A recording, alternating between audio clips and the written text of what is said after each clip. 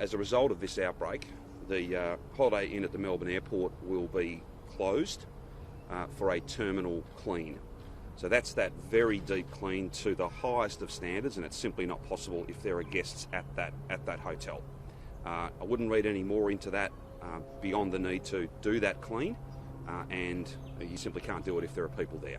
So that'll be done as quickly as possible. Those guests have and are being moved to alternative hotels. That'll be done safely, but that what's called a terminal clean, the clean that would normally happen after guests had left, that's being done across the entire hotel, and that's again through an abundance of caution.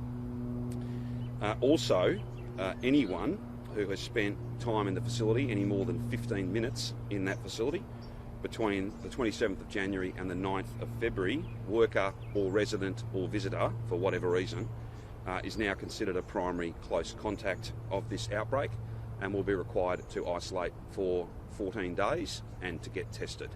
That again is an abundance of caution and the right thing to do, and that's based on the very best of public health advice. If they are currently in hotel quarantine, their 14-day period of quarantine will have to start again.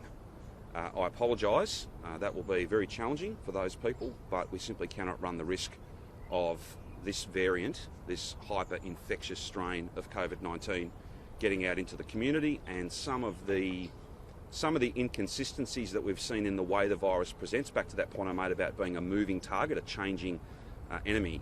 The fact that people can test negative multiple times and then present with symptoms and a positive result many days later, that's why we have added that 14 days on. That 14-day period we believe is still the useful benchmark, but an abundance of caution is required in this case, as it's required across the board.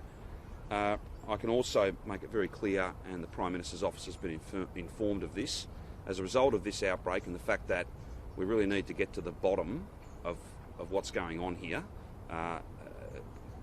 have a better understanding of the risks posed by these variants, these mutant strains. We will not be increasing to 1,310 arrivals per week as was planned from Monday.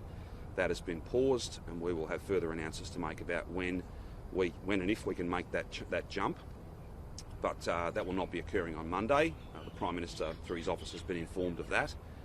We believe that it is appropriate to have a very low tolerance, or perhaps no tolerance, for risk, particularly risks that you don't quite understand, and that's the nature of some of these events and the need to further work on this evolving theory, run these things to ground. We're not taking any risks that would see us have to get to a situation where we ask Victorians to deal with other restrictions.